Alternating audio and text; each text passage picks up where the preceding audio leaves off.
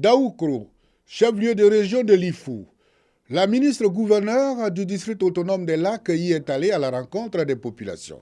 La visite s'inscrit dans le cadre d'une prise de contact. Ici, l'accueil du ministre-gouverneur. Nous sommes à la préfecture de région pour des civilités, mais surtout pour une séance de prise de contact avec les autorités administratives de la région. Après la préfecture, cap sur le centre-ville, précisément au foyer de jeunes, pour la grande rencontre avec les administrés.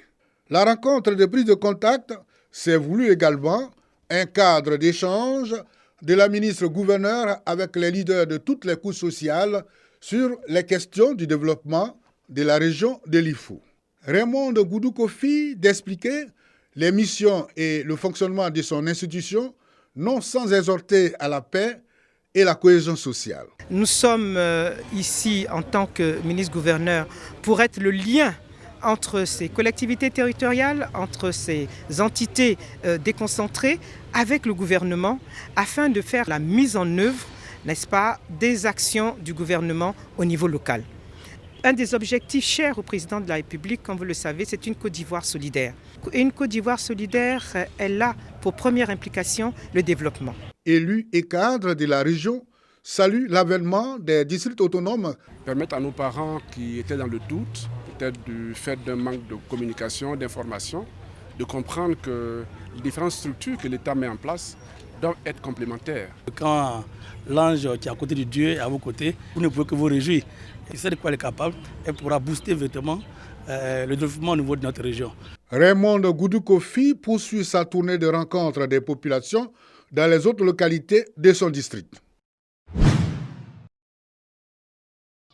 Un kit scolaire complet, valeur du prix d'excellence Moussa Dosso, remis à 519 élèves, tous majors de la région du Béret, au titre de l'année scolaire 2020-2021.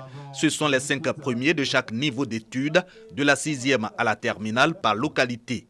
Comme eux, les meilleurs établissements ou ceux des plus nécessiteux reçoivent du matériel didactique et autres équipements de bureau, de quoi faciliter cette rentrée scolaire. C'est un immense plaisir pour mes camarades lauréats et moi d'être en ce jour ici pour être célébrés.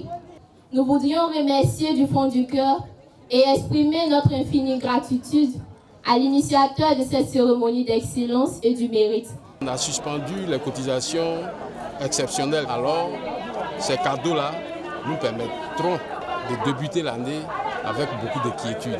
Au-delà du soulagement des récipiendaires, il s'agit de cultiver chez les apprenants le goût de l'effort au regard des réformes en vigueur pour redorer le blason de l'école ivoirienne, selon l'initiateur du prix d'excellence. Le conseil a fait sa part et le ministre-gouverneur que je suis va également regarder l'appui à apporter au conseil, l'appui à apporter aux populations dans le domaine de l'éducation. Nous sommes ensemble et nous allons, tout le long de cette année scolaire, travailler comme nous l'avions toujours fait. Avant cette journée de l'excellence, s'est tenue la 3e session ordinaire du Conseil régional du Béret. Sont examinés et adoptés les réalisations, les projets en cours ou en attente d'exécution, ainsi que le budget du Conseil.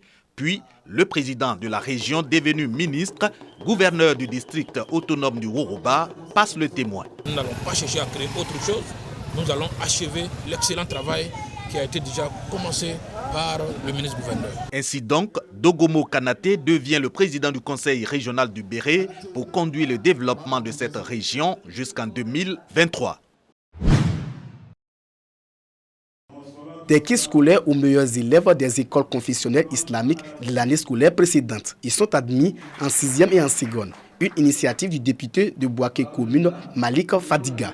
Ainsi, les parents et les élèves peuvent aborder dans la quiétude la nouvelle rentrée scolaire 2021-2022. Les responsables de ces structures éducatives se réjouissent de cette marque de reconnaissance pour le travail abattu dans les écoles à caractère religieux. 17 écoles islamiques qui sont déjà intégrées au système éducatif normal. Il reste beaucoup d'écoles qui sont en attente. Donc maintenant, ceux qui sont déjà intégrés, je pense qu'ils se portent bien. L'enseignement est dispensé normalement. Pour l'initiateur, il s'agit d'encourager ces structures intégrées au système d'éducation formelle qui œuvrent pour la bonne marche de l'école. Nous soyons plusieurs cadres élus de Bouaké de la région à le faire. Ça permettra aux autres écoles madrasa qui ne sont pas venues dans l'éducation nationale de s'affilier à l'éducation nationale. Parce que nous ne pourrons récompenser que les élèves des écoles affiliées à l'éducation nationale de Côte d'Ivoire. Au terme de cette journée de l'excellence, plusieurs responsables des écoles confessionnelles islamiques ont été également récompensés pour leur contribution à la formation des apprenants. Le conseil d'administration de l'ANADER au marché de Gros de Bouaké. Tous les compartiments de l'unité semi-industrielle de transformation de manioc passés au peigne fin, mais avant, échange avec les femmes du vivrier pour comprendre l'impact de l'encadrement de l'ANADER sur les activités de leur coopérative. 5 tonnes d'attiéké produites par jour pour un chiffre d'affaires mensuel d'au moins 5 millions de francs CFA. Nous vivons de ça. En tout cas, on est autonome. C'est grâce à l'ANADER. Ils viennent, ils forment le personnel. Ça fait que chacun sait ce qu'il fait sur le terrain. Ces femmes sont parties de rien. Et aujourd'hui, elles sont en train d'être autonomes. Nous allons les encourager vers la motorisation totale, l'automatisation totale de cette production de manière avec la structure IDT. À Béoukro, commune de Djébounois, rencontre avec la coopérative Nswanzwambé, puis cap sur les parcelles de production maraîchère. Au total, 10 hectares, détenus par 30 coopérateurs, chacun avec des employés agricoles, pouvant récolter par exemple jusqu'à 7 tonnes de tomates à l'hectare. La terre, ça ne trahit pas. Il suffit de savoir l'utiliser, tu gagnes pour toi. Au moins 1 hectare comme ça, je peux m'en sortir avec une somme de 6 à 7 millions. Face donc à ces succès, le conseil d'administration peut se satisfaire de l'appui de l'ANADER au projet communautaire du PENIA 2 et du plan stratégique de développement 2019-2024. Ce qu'ils ont fait, c'est extraordinaire. Et nous sommes très sensibilisés dans le conseil d'administration. Je ne manquerai pas de souligner ça à mes autres administrateurs pour que vraiment on mette les moyens qu'il faut pour que cette équipe qui est là au centre puisse être là un phare pour le reste de l'agriculture en Côte d'Ivoire. Ces difficultés qu'il s'engage à adresser, le conseil d'administration en a pris la mesure à travers le bilan des programmes et projets que lui a présenté la direction régionale centre de l'ANADER. Elle porte autant sur l'équipement de l'entité que sur le renforcement des capacités des agents.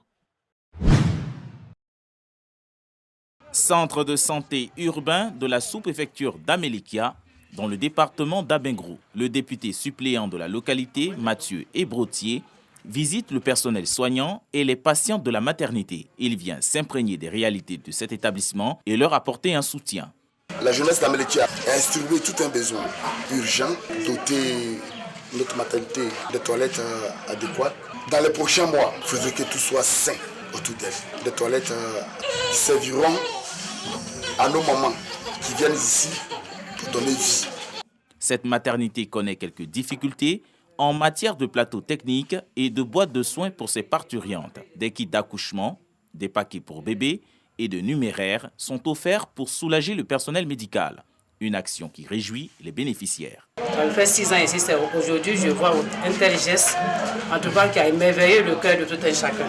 Que les autorités d'ici peuvent voir le geste qu'il a posé afin de nous aider à améliorer la qualité de vie et des soins d'Amélikia. Les cadres de la localité, au travers de cette action, comptent apporter un mieux-être aux populations et booster le développement de la sous-préfecture. La délégation s'est ensuite rendue au stade d'Amélikia, où s'est tenue la finale du tournoi de la réconciliation, remporté par le FC Djoulakro au détriment de l'équipe de Vasco.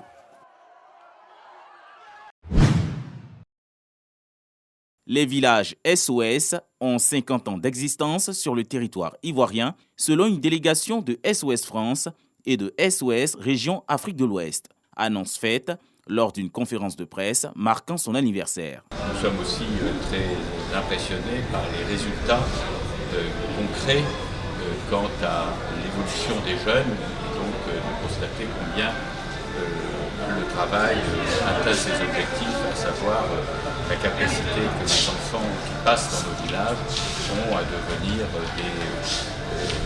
des citoyens autonomes, avec une vie professionnelle normale, une vie familiale construite et prendre toute leur place dans la société ivoirienne. Ce sont environ 1500 enfants qui ont bénéficié de la protection des villages SOS de Côte d'Ivoire en 50 ans.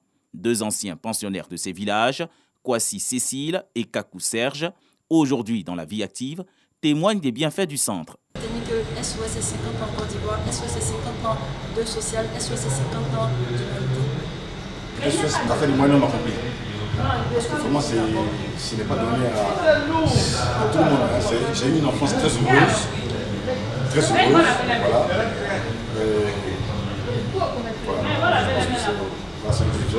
Ces villages SOS opèrent une prise en charge holistique des enfants en agissant au plan sanitaire, au plan de l'éducation, de l'employabilité des jeunes, à travers un programme de protection de remplacement.